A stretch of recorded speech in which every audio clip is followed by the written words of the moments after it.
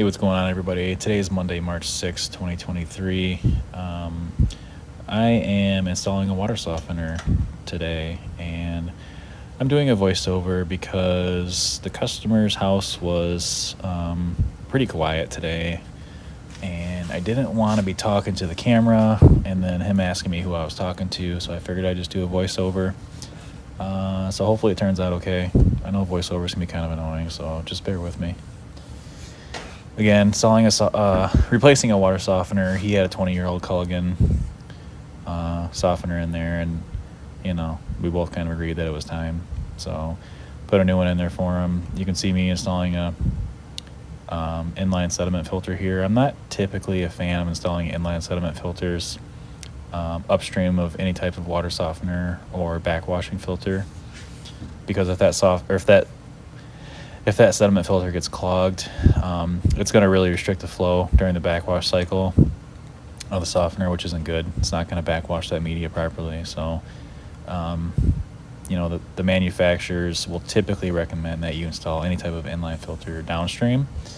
But this customer, this is what he had. This is the way they installed it. And this is the way that a lot of people install it around here, or used to install it. It's, again, not the way that I like to do it, but it is what it is. I just always, kind of reiterate that sediment filter needs to get changed periodically, because you don't want to impede the flow during that backwash cycle. He understood all that. He kind of knew where I was coming from, so I think it'll be all right. But typically, any type of sediment filter, I'm going to install them downstream. I really like installing downstream carbon filters. That'll eliminate any taste and odor. The sediment filters, I'm not really a big fan of them. I don't know that, unless you have really, really bad water, I don't really know that they're necessary. A water softener is going to filter down to like 20, 25 microns as it is. So, in my opinion, if you put a good, carbon filter after that, like a 1 micron carbon filter downstream of the softener, I think that's your best bet, but that's just my opinion. Maybe I'm wrong. Who knows? So we sell Sterling brand water softeners and iron filters and all that fun stuff. I've been doing this consistently for a few years now. It really just started kind of taking off for us within the past, 18 months, I guess. We've been doing quite a few water softeners, like I said, iron filters for our well water customers, reverse osmosis systems. We do a lot of those, for drinking water. I really like them, the Sterling brand stuff. I think it's pretty good, straightforward, no gimmicky filtration units. Their stuff is pretty easy to install. There's really not a whole lot to it. Their parts are, for the most part, easy to get parts for. Or their units, are easy to get parts for. Fortunately, I have a pretty good rep. He kind of stays on top of keeping this stuff stocked, which is nice. It's easy for me to get. Not that I do a ton of work on them, but if I have to, it's I can usually get it pretty quickly. Same thing for the units themselves. Water softeners, iron filters. He stocks all them, so it's easy for me to get. If I quote a customer to replace it, I can get it within a day or two usually.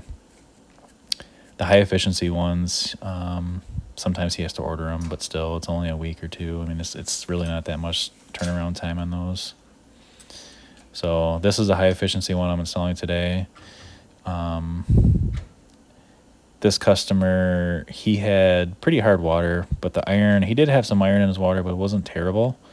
I kind of told him, like, hey, you could either spend a little extra money and get an iron filter, or we can kind of do the middle of the road option and get this high efficiency softener.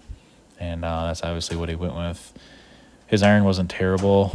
I think if I remember correctly, it was like 1 or 1.5 parts per million iron. So the high efficiency softener in this situation is kind of the way to go, because it will filter out some of that iron. It's not going to get all of it, but it'll filter out, a good majority of it. And it saves the customer money. That's saving them, an extra $1,000 or whatever it costs for an iron filter. So the high efficiency softener is really kind of the way to go in the situation. Plus they're using less salt, so it's kind of a win-win. Again, it's not perfect, but if you got the right criteria, I guess it kind of lines up that way. So that's what this is. It's a 1.5 cubic foot high efficiency softener. It's got the electronic control head. It's a metered softener, so it just goes off of your gallons used. I'm using the ProPress on it. I don't rarely solder much these days. That whole argument is tired. I'm just, I don't know, I'm over it. I don't really see the reason to not ProPress. If there's certain situations where soldering is beneficial, but 9 times out of 10 you can get away with ProPress, and in my opinion, there's no reason not to. I mean, I know some of the older guys and even the younger guys are against it. I don't really know why, but that's their opinion. They're entitled to it, whatever. I've been soldering for 10 years now, and in my opinion, ProPress is better. It's easier, and it's faster, and it takes the human error out of it. You don't have to worry about, did I flex this joint properly, or did I sand this joint properly? You just put it together, you ream your pipe, and if it's dirty, you clean it, and you put it together, and you squeeze the trigger. I mean, it's pretty much airproof. I've had minimal leaks with ProPress. I think every leak I've ever had has been my own fault. So, like I say, it takes the human error out of it and saves me time, and I can get on down the road, and you're going to be soldering still. That's just my opinion on it, though. And I'll still solder sometimes, if it's necessary, if I got to solder something, if I'm soldering a valve coming through the floor or through a wall, and I don't want to screw the next guy, yeah, I'll solder something. I've seen videos of guys pro-pressing angle stops. I think that's ridiculous. I don't know why anybody would do that, but job security, I guess, But, like I said, there's times where soldering is okay, but anymore these days, that ProPress is coming out 9 times out of 10. And it's nice, too, in situations like this where I already got, obviously, the plastic nuts on there, and you don't want to solder close to that plastic bypass on the control head there. You don't want to get that hot, obviously, so that's another instance where the ProPress shines, and just the way to go. So the softener didn't take me very long to install. The hardest part, honestly, was getting the old softener and brine tank out of the house. I'll typically bring, a helper or apprentice with me to help me get them out, especially if they're in a basement, or I got a bunch of stairs I got to go up or something. But today being Monday, we just didn't really have the extra manpower, so I had to tough it out. It was hard. I actually had to have the customer help me get that brine tank out. The brine tank was almost full when the softener failed, so I scooped a lot of the salt out, put it in the new brine tank, but it was still really heavy, and I had to go up a flight of stairs. It was tough, but he helped me out, and fortunately he was cool about it, and it was nice, and we ended up getting it out of there. So here I'm connecting the drain. It goes over to the sump pit.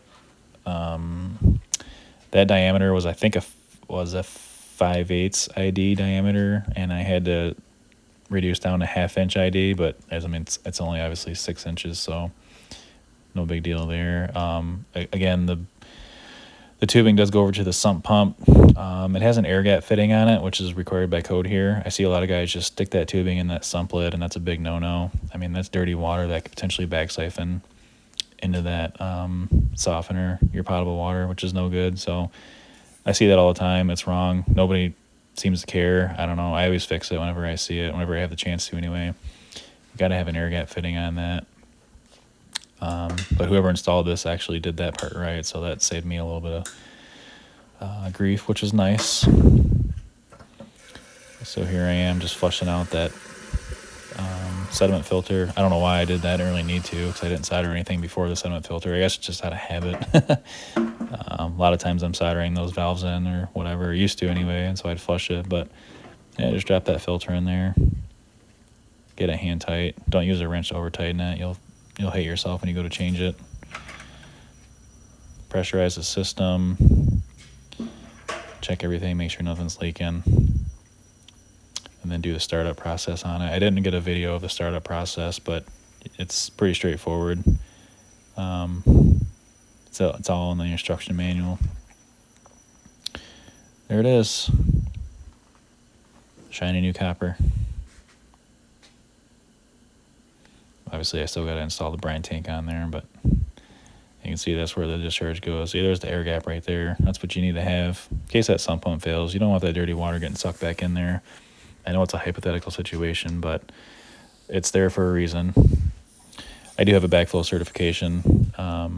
I've had that for a few years now, so I test a lot of backflows, and that's one of the biggest things I started noticing as soon as I, took that class, took that course, is the amount of people that will just jam that softener or two right in the discharge, or even in a drain, which is even worse, in a sanitary drain. So, you see that kind of stuff, and I guess all you can do is fix it or recommend to fix it.